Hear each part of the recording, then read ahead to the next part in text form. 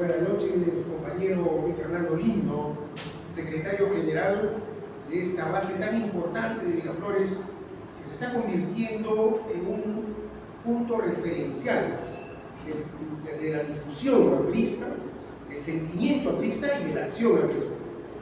Y un saludo también a nuestro compañero Lucho Carrera, un joven aprista formado en la cantera del APRA, que emerge como una figura importante, con esa sensibilidad y con esa humildad que todo buen aprista y bien formado siempre debe tener, porque ese es el sello que dejó allá de la Torre.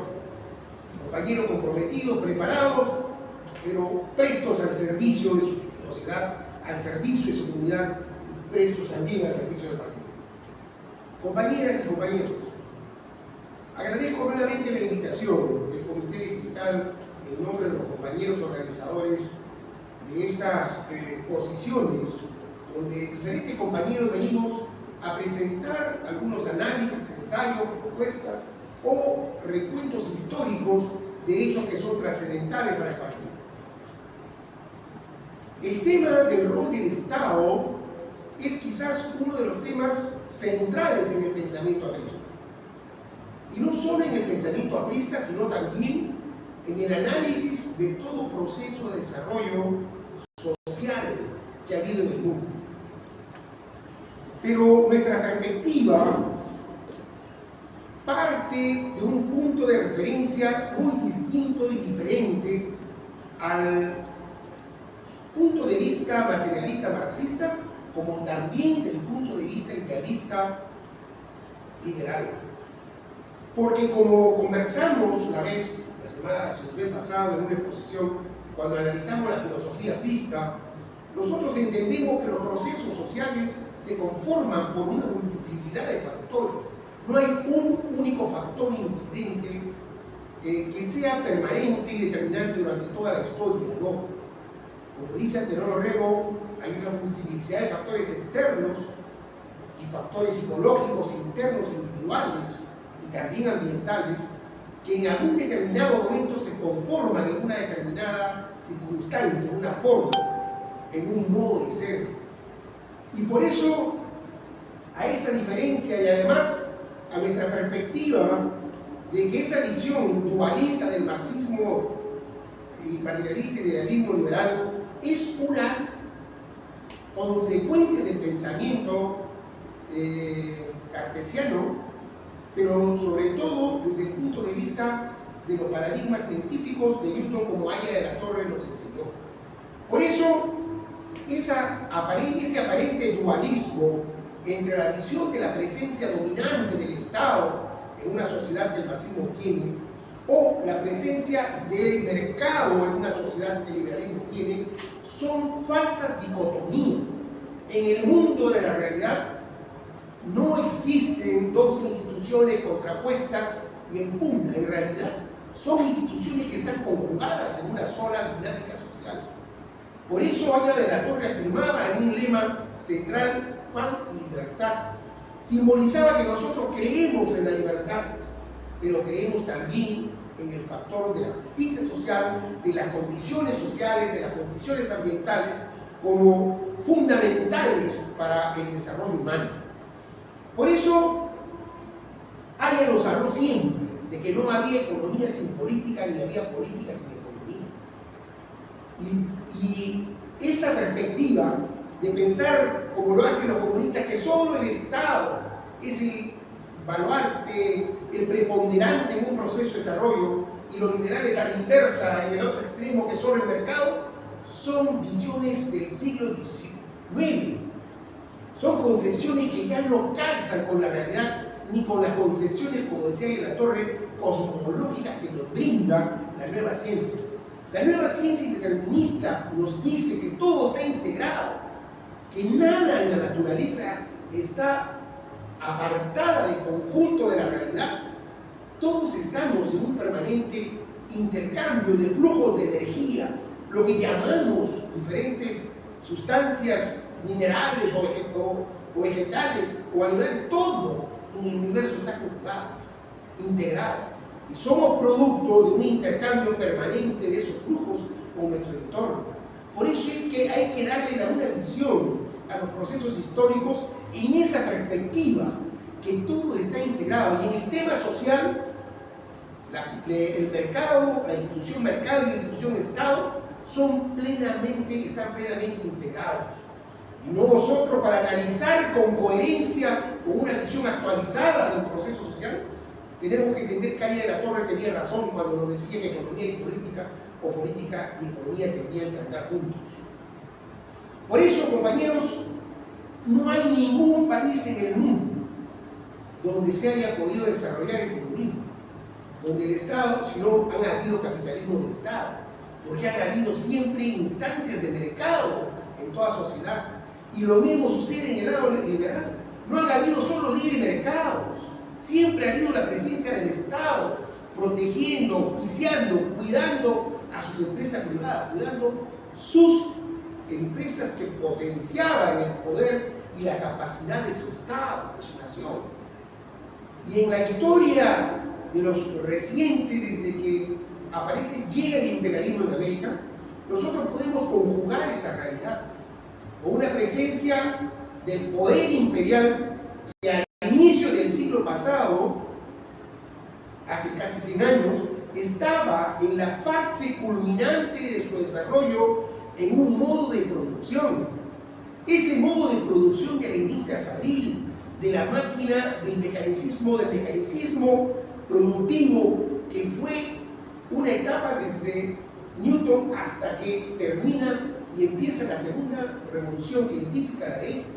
Ese modo de producción, donde los científicos andaban por su cuenta y la tecnología tenía otro proceso y la investigación no tenía la necesidad de todo el aparato que ahora necesitamos, llegó a una relación de producción donde en Europa, en donde se gestaron estos procesos, había pues una dicotomía empresario-obrero. Eso no sucedió en el Perú con la llegada, en América con la llegada del imperialismo, donde se fracciona, donde se polarizan en dos sectores. El poder imperial aliado a los grupos nacionales oligárquicos, pero que en una componente mafiosa y corrupta entregaban nuestros recursos naturales y en empréstitos todas nuestras grandes riquezas naturales sin considerar una visión estratégica para poder negociar con estos poderes económicos para lograr ventajas para el país. Y por eso, esa visión nosotros tenemos que desterrarla y ver que tanto en la órbita exsoviética como ahora en la órbita china, el rol del Estado y el mercado siguen jugando juntos, en paralelo. Y en algunos casos la diferencia es que algunos le dan mayor preponderancia al ámbito estatal, otro al ámbito privado, en la intervención de la economía. Decíamos que desde el año 96 que registran los datos del Banco Mundial sobre la inversión que hacen los estados desarrollados son los que más han invertido directamente en ciencia y tecnología. Entonces, nunca hubo libre mercado.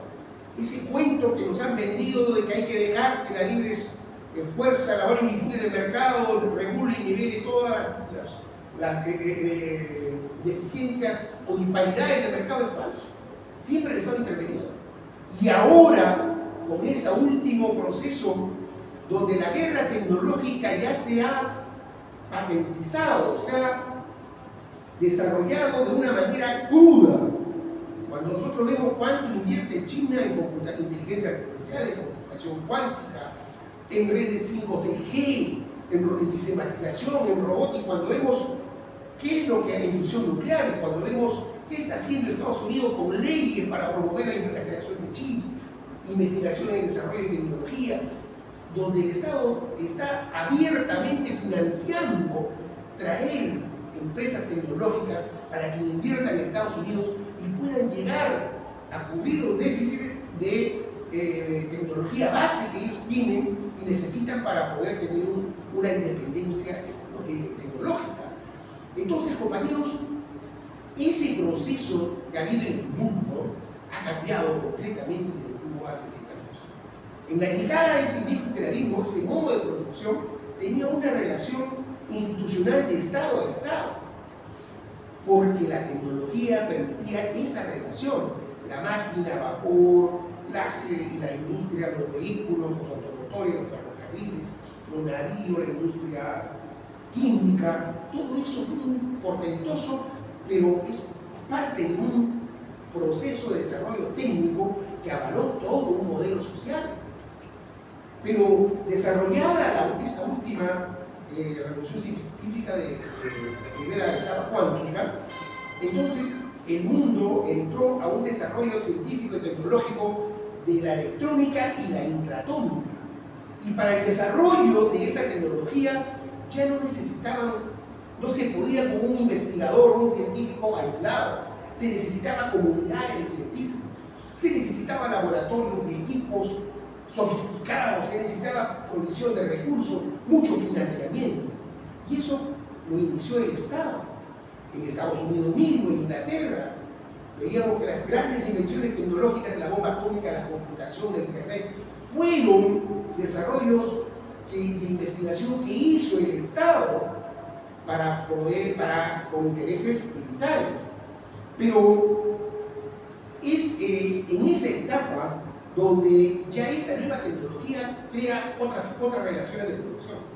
Ya no vale tanto los equipos, la maquinaria, porque en esa nueva producción lo que tiene valor es lo intangible. Veíamos cómo en la época industrial los activos tangibles formaban parte del gran capital de una empresa, los activos tangibles. Pero ahora los activos intangibles representan más del 85% de la producción, del producto y del valor de la riqueza de las empresas. Quiere decir que un chip, si nosotros miramos cuánto cuesta el material, el plástico, no llega ni a un sol. Pero cuánto es el valor tecnológico que tiene, el conocimiento ahí inserto. Este es otro modo de producción y por lo tanto requiere mirar lo que está pasando en el mundo para poder darle un planteamiento de continuidad al proyecto aprista. Porque el desarrollo de las grandes países emergentes como Corea del Sur, China, India también, últimamente Israel, pero sobre todo Singapur, China, Corea, son ejemplos de una política donde el Estado jugó un rol preponderante, pero no lo jugó solo. El Estado marcó el rumbo, como decía ella de la Torre. El Estado fijó la estrategia de desarrollo. El Estado hizo el estudio de la priorización de las necesidades de requerimiento tecnológico que se necesitaba en base a sus recursos naturales y a sus potencialidades.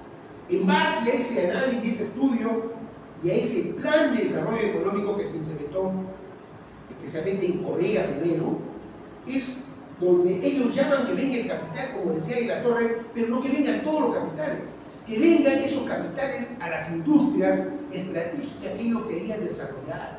Y a esos capitales sí le daban todas las ventajas, exoneración tributaria, fortalecimiento de la infraestructura, una serie más de ventajas para que ellos pudieran tener las condiciones de poder producir y poder hacer algo que es fundamental, la transferencia tecnológica.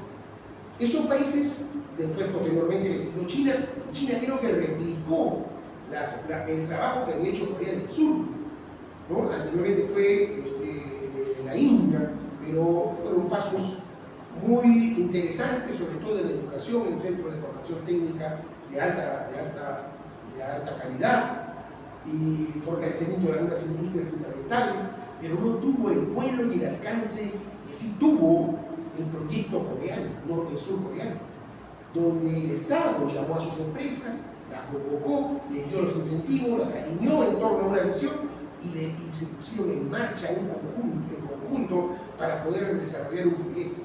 Fue el Estado convocando el rol a la actividad privada.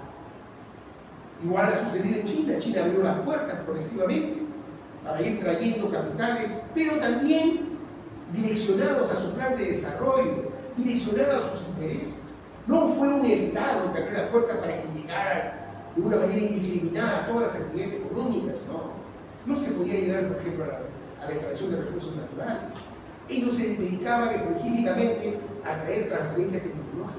Y esos primeros centros de zonas de exclusividad económica, de taxa económica, después que fueron desarrollando, tenían esa perspectiva, traer tecnología, traer capital. Y cuando ellos se dieron cuenta que ya habían desarrollado una base tecnológica, crearon centros de investigación como lo había hecho Corea desde el año 66, centros de investigación en ciencia y tecnología, centros de desarrollo en ingeniería, y comenzaron y centros de investigación por sectores productivos. Y China comenzó a hacer eso con inversión directa del Estado, enlazando una red de desarrollo tecnológico y científico en base a ramas industriales. Pero China tiene una gran diferencia con Corea del Sur, con Japón, que es otro de las grandes potencias tecnológicas. China es un pueblo continente. China tiene casi el 20% de la población mundial. Por lo tanto, los recursos y su economía es pues importante, cuantioso. Cada presupuesto del Estado que destine un 2 o un 3, 4%, a innovación y desarrollo es una cantidad inconmensurable de dinero.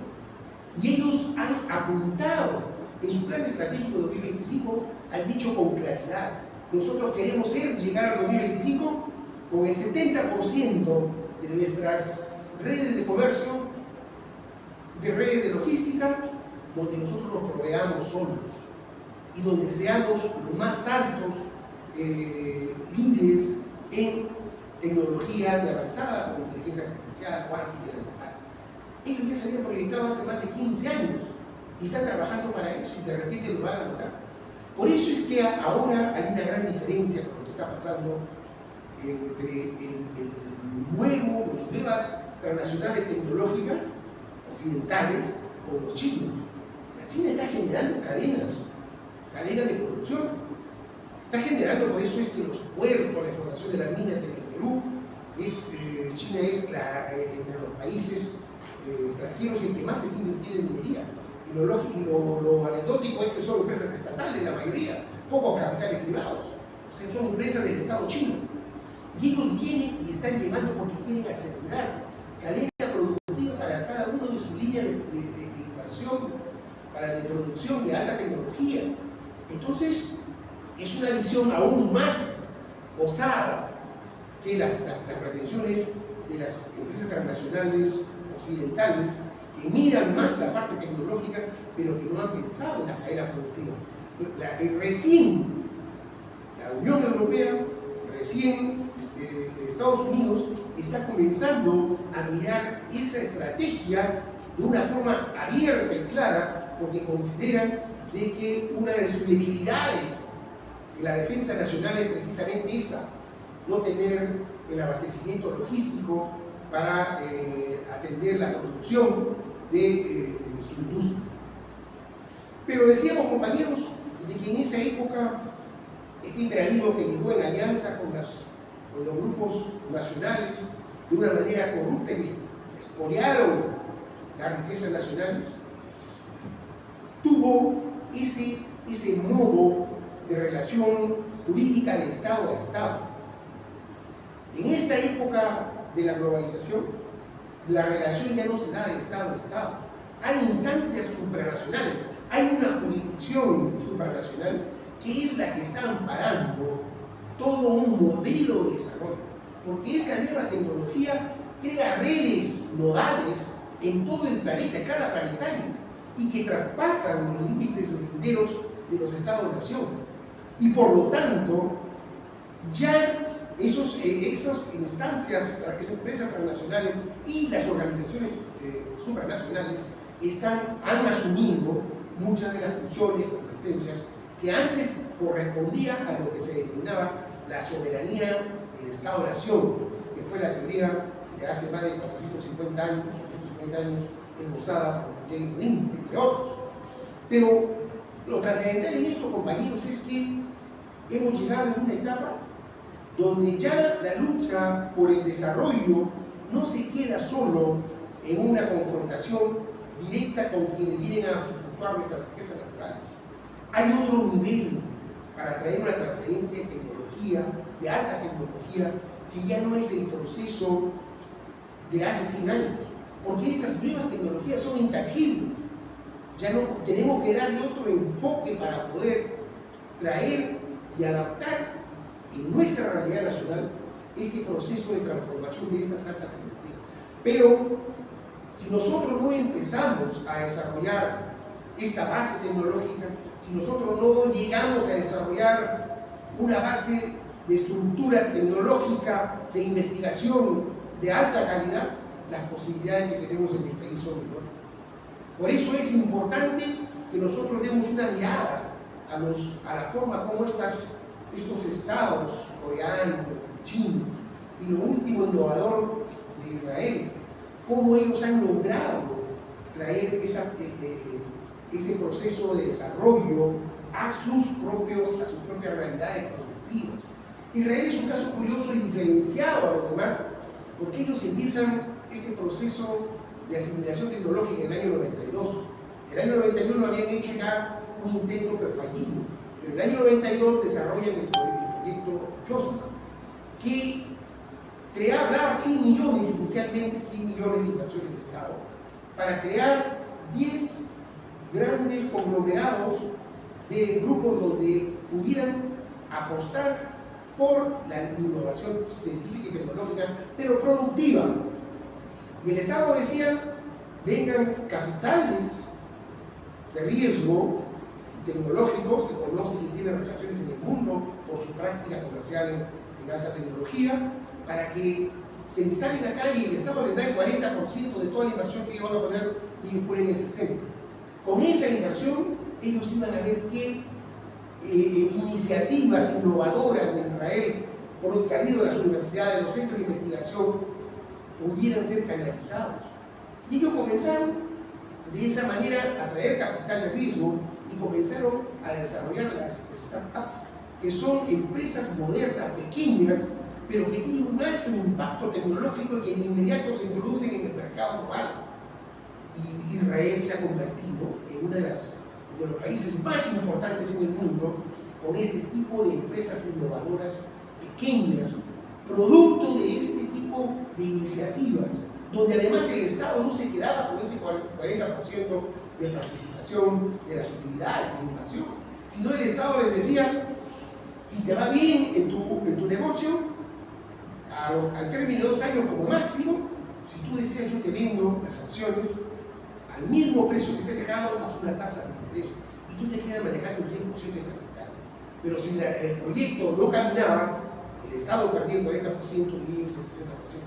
Lo interesante acá es que fue una estrategia novedosa para atraer capital de riesgo y traer experiencia, conocimiento en este tipo de emprendimientos de alta tecnología.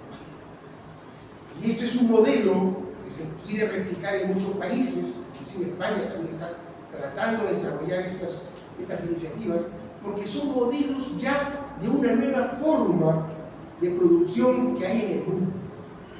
Por eso, compañeros, nosotros tenemos que seguir viendo que el manejo de nuestros grandes recursos naturales debe seguir siendo, bajo la perspectiva de que haya de la Torre de Solución, que esas son quizás nuestras mejores garantías para poder negociar con quienes quieren venir a invertir en el Perú. El tema del litio, por ejemplo, es uno de esos temas fundamentales. No podemos dejar que el litio vaya y se entregue solamente una explotación y que salga hacia afuera sin tener ningún tipo de tratamiento tecnológico. Y esa es capacidad de negociación. Esa es una visión que Aya de la Torre nos enseñó. Tenemos que tener un rol en el Estado que tenga la capacidad de negociar con las empresas transnacionales, con las empresas tecnológicas, para que en base a nuestros recursos naturales nosotros podamos tener también esa capacidad de poder asimilar esa tecnología para producir acá en nuestro país. Pero además de eso, compañeros, hay otra relación, producto de este proceso de globalización, que desborda también la relación de Estado a Estado. Y es que en la grande red de comunicación global, ya en lo que denominamos las nubes, donde se almacenan los datos de todos los ciudadanos, estas son utilizadas como herramienta, como instrumento, como insumo para poder modelar la conducta de cada uno de los ciudadanos del mundo.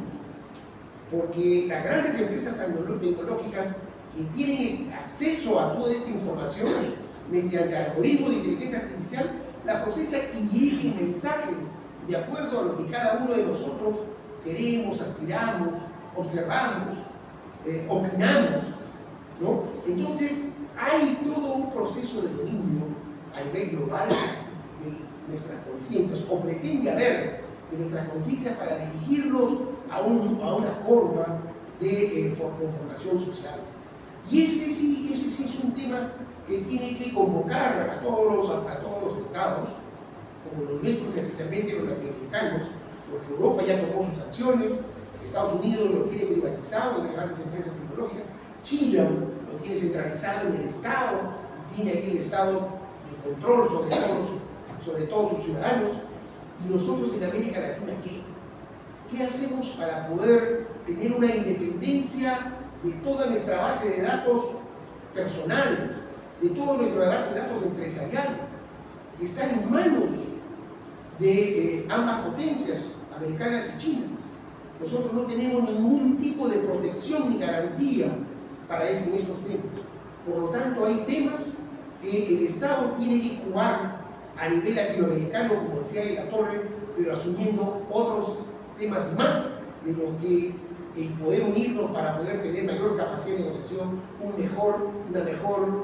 mercado más amplio para nuestra producción, como decía de la Torre, o de una mayor seguridad.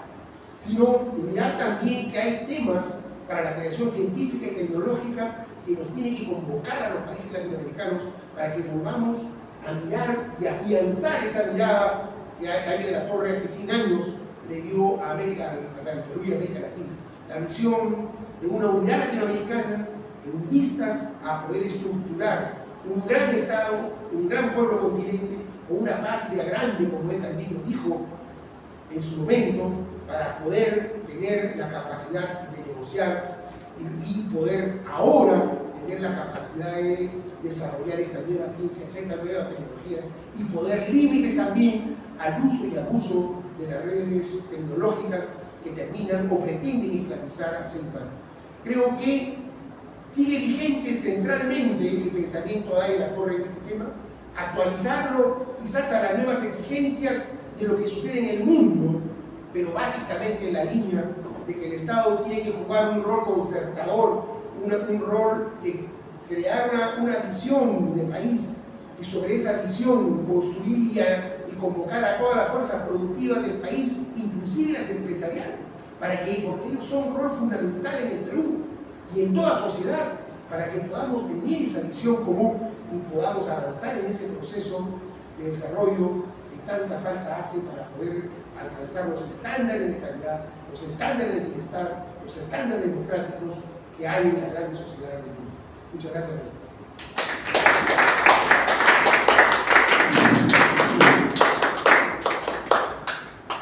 Muchas gracias, compañero Euflalio Ramírez, por esta brillante exposición sobre cómo se configuran los estados y las visiones del mundo según los espacios de desarrollo, en América, Europa, Asia. Si hay alguna pregunta por parte de los participantes, con todo gusto, el compañero va a poder responderlas inmediatamente. Gracias, presentar al compañero Euflalio por su exposición. Quería un poco comentar y también el comentario de él respecto al desarrollo de Corea del Sur y Israel, ¿no? Es cierto, como dice, que el Estado prácticamente en Corea pues, diseñó las líneas de desarrollo industrial, incluso a cada grupo familiar y que había un empresario les dijo, bueno, ustedes dejan a esto. Pero también es cierto que en ambos casos Estados Unidos tenía un interés especial en que desarrollen. Es decir, Corea del Sur, justo al norte está Corea del Norte, el comunismo. Y en el caso de Israel, Estados Unidos es la primera ayuda, ¿no? La transferencia de dinero que da Israel es el primer país que Estados Unidos ayuda en el mundo, ¿no?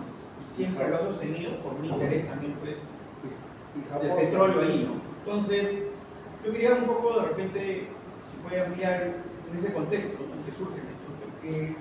Bien, compañero, sí, de acuerdo, inclusive el propio desarrollo del Japón, ¿no? Es parte de una estrategia fue parte de una estrategia geopolítica de poner una barrera de contención de países desarrollados cerca a Rusia soviética en ese entonces. Eso fue un factor preponderante. Pero no olvidemos lo que está pasando en América Latina con el desarrollo y el avance en el área de comercio de China con el Perú, ¿no? Desde el año 2010, China ha desplazado a Estados Unidos en la balanza comercial. Y cada año, a diferencias abismales, se va ampliando más y Estados Unidos está pasando a ser un socio muy minoritario con respecto a China. Y lo que sucede en el Perú está sucediendo casi en toda América Latina. La presencia de China en todo el mundo, en América Latina, creo que también por una estrategia geopolítica china, es de una u otra manera una amenaza para Estados Unidos. El puerto de Chancay, y el famoso otro puerto que ahora Estados Unidos lo quiere construir, que está cerca también a Chancay, sería otro aeropuerto enorme, es porque Estados Unidos ya se dio cuenta que si no invierte en América Latina y América del Sur, si América del Sur sigue siendo el país pobre, si sigue siendo el país que no resuelve sus problemas sociales y fundamentales, es una puerta abierta para que el comunismo chino pueda ingresar. Aunque no es un comunismo estatista al extremo, pero sí es una amenaza totalitaria desde el punto de vista de la coacción de las libertades ciudadanas, como sucede en su país. Por eso, yo considero que, como decía de la Torre,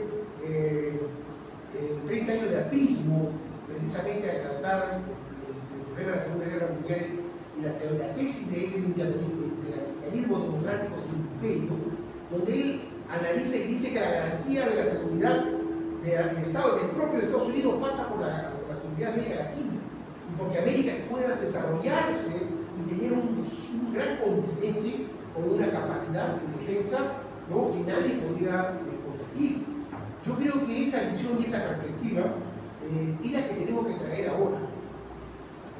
Ante la amenaza china, nosotros debemos jugar un papel inteligente para poder captar este tipo de tecnología y de inversiones, pero no solamente para entregar nuestra materia prima como siempre se ha hecho, sino para enlazar con temas de actividad productiva y que puedan generar trabajo de calidad. Pero no solamente eso, compañeros.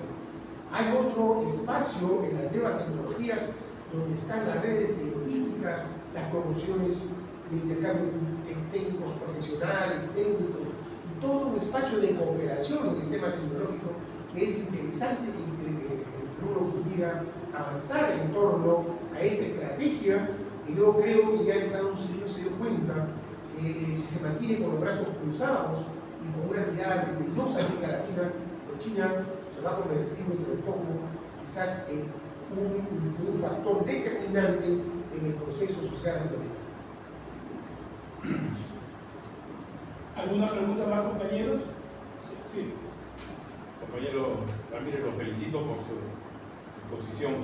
Nos ha hecho muy rápidamente un recorrido sobre cómo están desarrollándose los países, cómo se han llegado a este estado actual, Corea, Israel, en el impulso del desarrollo de la ciencia y la tecnología. En ese sentido, que obviamente nos causa envidia, en ese sentido, ¿cómo es la situación actual en el país? Lamentablemente, compañeros, nosotros no tenemos, nuestra estructura productiva está centrada en actividades de rentistas, primarios exportadores y de servicios. El 60% que son servicios, pero son servicios de mantenimiento, de baja tecnología. Nuestras industrias no marcan competencia, son industrias desfasadas y que solo atienden una demanda que viene del consumo directo, como gaseosa, ropa. No tenemos industria de alta tecnología.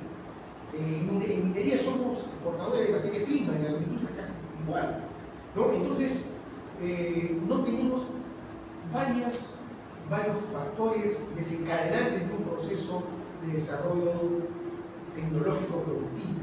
Por ejemplo, no tenemos centro de investigación, no tenemos educación de calidad, no hacemos investigación. Nuestras universidades, que deberían estar ensambladas con una visión de país para abordar los temas de su región y de su espacio, para poder desarrollar y estar vinculadas con las empresas privadas están completamente divorciadas. Nuestras universidades producen profesionales desvinculadas de la realidad nacional. Entonces, falta ese proyecto integrador de lo que ahora se denomina ecosistemas tecnológicos, científico-tecnológicos. Ese ecosistema donde están los centros universitarios académicos de investigación, donde están los centros de investigación privados y públicos, donde están las empresas privadas, se tenga que confluir, pero confluir en una visión, en base a temas puntuales para cada realidad regional y nacional.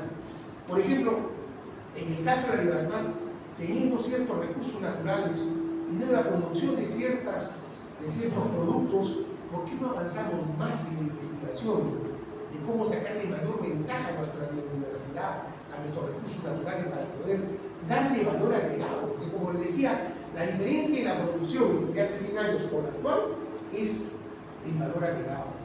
La producción de hace 100 años, el valor agregado era poquísimo.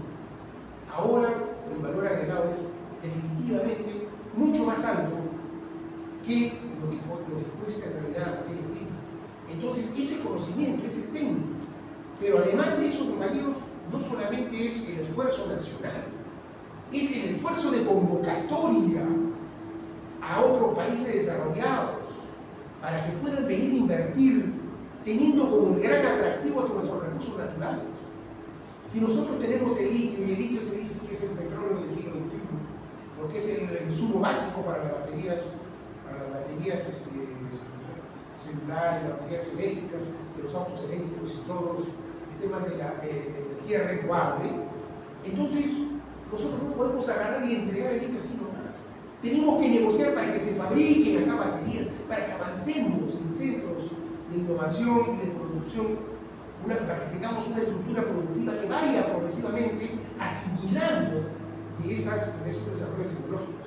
Pero eso lo vamos a hacer con un Estado, como ahí el actor decía, que no tenga compromisos con lo grande, porque un tema nacional es que lamentablemente nuestros grandes empresarios se han centrado en actividades solamente de alta rentabilidad, pero que no generan transferencia tecnológica, donde no hay alta tecnología, no generamos producción de alta tecnología. Por ejemplo, minería, por ejemplo, los bancos, por ejemplo, los servicios electrónicos, pero donde tenemos solamente la venta de celulares, la venta de servicios, la venta de internet, pero no creamos nada. Somos solamente usuarios y esos son los grandes conglomerados, las grandes actividades económicas sobre las que gira la economía formal del país. Pero no desarrollamos investigación porque no tenemos todavía esa educación, esa formación del capital de riesgo que necesitan estas inversiones de alta tecnología. Porque estas inversiones de alta tecnología son de mucha cuantía en algunos casos, pero también de mucho riesgo, porque algunas pueden fracasar. Y por eso es que, en el caso de Israel, como comentaba, el Estado puso el hombro, el Estado les dijo, ya vengan, nosotros el Estado les pone el 40%. Si se pierde, usted no me paga nada, perdemos los dos. Pero si gana, yo le vendo, de 2 años le vendo las acciones, usted me devuelve mi plata con una tasa de interés, una forma inteligente, audaz, de convocar que vengan capitales para poder generar una transferencia tecnológica y un desarrollo tecnológico. Porque solamente cuando tengamos una estructura productiva que comience a avanzar en torno a estos pasos de desarrollo científico y tecnológico, podemos tener esperanza que progresivamente Perú podrá ir alcanzando esos niveles de ingreso per cápita que tienen estos países muy distantes de los que tenemos nosotros. Muchas gracias compañero. Sí, una pregunta más a este compañero. No es una pregunta, sino un comentario. La inversión del puerto de Chancay, leí ya hace días atrás que había producido reacciones incluso del gobierno de Estados Unidos. Incluso dentro de esas observaciones que se hacen, se sugiere que de repente podría complicarse el problema para el ingreso a la OCDE, los acuerdos con el Fondo Monetario Internacional, etc. Estados Unidos aduce un problema que podría suceder de carácter ya más bélico, internacional, ¿no? Sobre todo en la Marina. Por eso es que a mí me causa alegría la inversión que se está haciendo también en Arequipa, en el puerto, que incluso va a tener ya más de 7.000 millones de dólares de inversiones a mediano plazo, para hacerlo. Eso es muy importante. Todo eso, lo que está sucediendo en el pueblo es muy importante. Yo particularmente, si los dos van a invertir, me parece muy bien, pues ya se resuelve el problema de la preocupación de uno sobre otro, porque que nos convenga a nosotros, yo no lo conviene.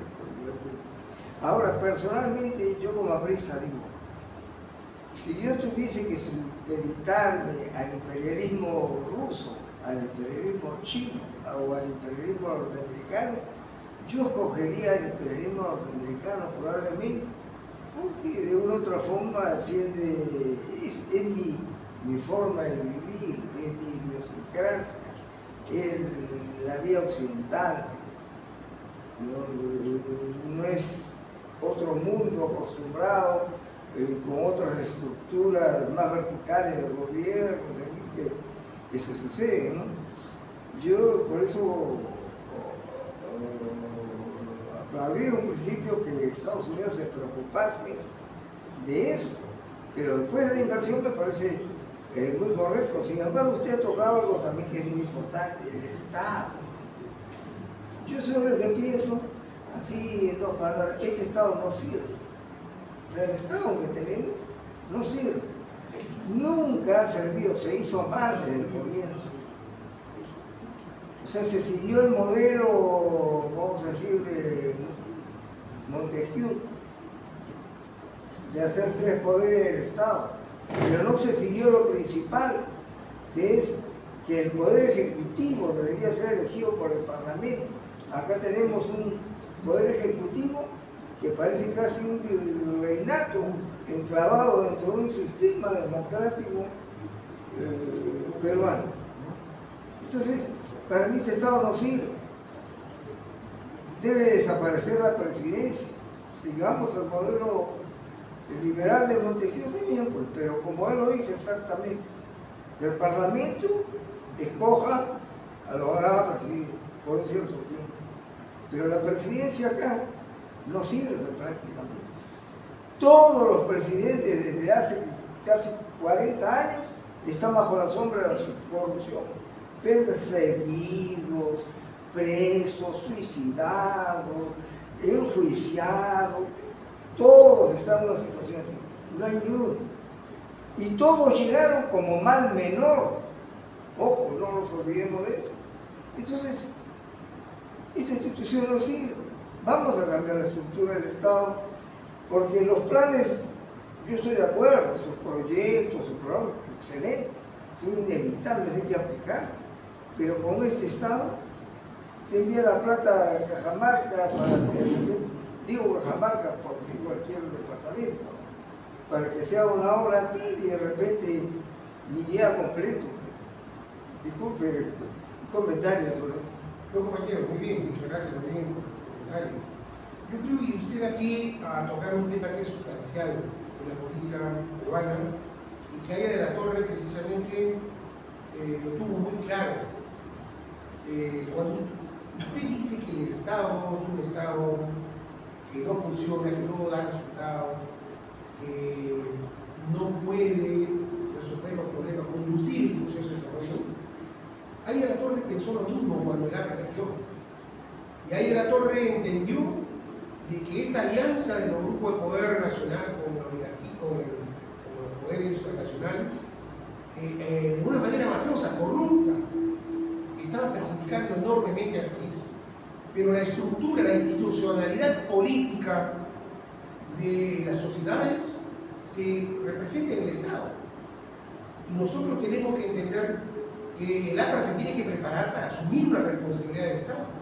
Por eso Aya de la Torre, al crear el APRA, lo crea como una institución donde él decía que tenía que ser gente preparada, probada demostradamente, con capacidad y entrega de servicio. No era gente que se podía venir a beneficiar en su lugar del presupuesto nacional. Y en eso nuestros líderes fundadores, Ayala Torres, Soane, Orrego, todos tuvieron una vida consecuente con ese mensaje, porque alguien que sabía que de asumir el poder necesitaba esa calidad de cuadro para gobernar un país y transformar un país. Quizás, aunque a veces no me gusta llegar a su gobierno, pero el Perú perdió mucho cuando el APRA, en sus mejores momentos, con Ayala Torres, con esa playa de hombres limpios, honestos, capacitados, preparados, no pudo llegar al poder, se le cerró los militares, le cerraron las puertas. Sí. Porque hubiera sido otra historia para el país. Pero eso trae a colación de que tenemos que seguir pensando que tenemos que trabajar más en política, que tenemos que fortalecer nuestro partido, porque no hay otra alternativa para el Perú que el APRA, compañero. No hay ningún otro partido en el país que le pueda presentar una propuesta al Perú de una transformación social. Que han habido errores, que hay compañeros que deberían estar dando un paso al costado, de acuerdo, estamos de acuerdo. Pero de ahí a decir que tenemos que dejar o reformar el Estado, primero reformemos el APRA, o reorganicemos nuestro gran partido. Veamos ejemplos como lo que está pasando acá en Miraflores, comités políticos de diálogo, de apertura democrática, de discusión, de debate. ¿Qué es lo que necesita el Perú? ¿Qué es lo que la escuela realmente apriste es esta? El diálogo, de Una la pregunta, discusión, de la ¿para exposición. usted es suficiente que se haya creado el Estado para resolver el problema que se haya creado el Senado para resolver el problema a mediano y largo plazo del Perú como su Estado? Si el Senado es una solución ya definitiva del problema.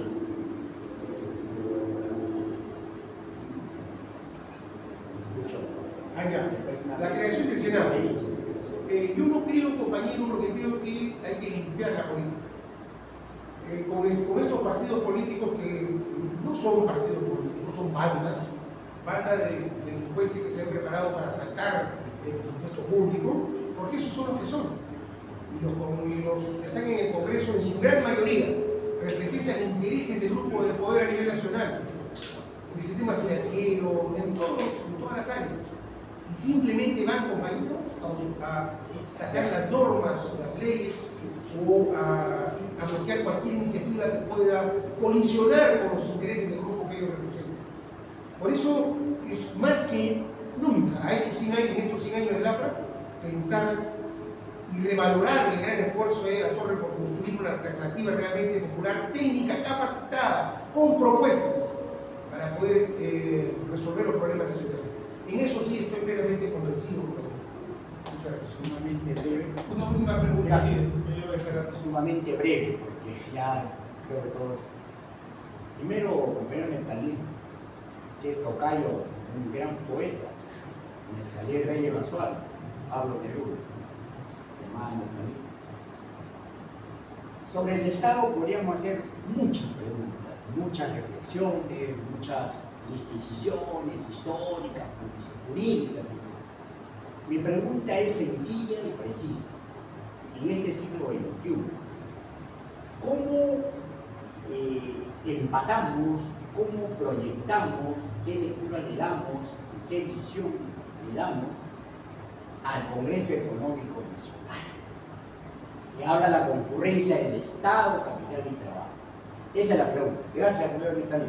Gracias, compañero. Y muy atinada la pregunta, porque completa quizás el marco de lo que hemos estado hablando, ¿no? El rol del Estado, porque el Congreso Económico, su función central es convocar a las fuerzas activas, productoras, para generar una visión, un proyecto país, para concertar esa visión proyecto país. Sobre esa propuesta, sobre esa visión conjunta, donde estén empresarios, trabajadores, centros culturales, profesionales, técnicos, capital, por supuesto, empresarios, podamos comenzar a desarrollar, planificada científicamente, cuáles son las actividades que nosotros podemos comenzar a desarrollar progresivamente para poder avanzar en un proceso de desarrollo de alta tecnología y Creo que el Congreso Económico es el gran instrumento que hay que viabilizar y institucionalizarlo para que podamos tener un mecanismo real de concertación de la fuerza productora del país. Gracias, compañero. Quisiera solamente recordar, acá en Miraflores se mueven muchos compañeros intelectuales que tienen su punto de vista. Y muchos no creen que el Congreso Económico tenga una vigencia. Particularmente le voy a señalar lo siguiente. La teoría moderna del Estado señala que hay que fortalecer en mayor proporción a la sociedad civil frente al Estado. El Congreso Económico es una institución dentro del Estado, salvo que la diseñen de otra manera, como emergente de la sociedad civil, hacia el no sé. Yo creo que puede haber una solución ahí. Sin embargo, yo particularmente planteo una situación donde no hay Estado, pero hay acceso al poder de vía referéndums, vía iniciativa popular. ¿Qué es lo que se necesita? El pueblo no participa. Nunca ha participado, va a voto y se acabó. Y los creadores de la teoría esta liberal, desde John Locke, que es el que primero se imagina la división de poderes, después la sigue Montesquieu, ellos reconocen pues que sin participación de la población su sistema no funciona. Eso es lo que estamos ahora. No sí, quizás en la instancia municipal, regional, no funciona porque los presupuestos, la participación ciudadana no compromete directamente la ejecución de los presupuestos, sino simplemente es como una recomendación, pero al final ellos pueden modificar la reunión del Consejo Regional, el Consejo Municipal, modifica la estructura presupuestaria como ellos quieren, sin necesidad de consultarle a la instancia participativa donde van los ciudadanos. Un instrumento así de participación no garantiza ningún tipo de eficacia de la participación ciudadana y por lo tanto la ausencia de los ciudadanos es desde hace muchos años y eso demuestra que esa práctica no funciona simplemente.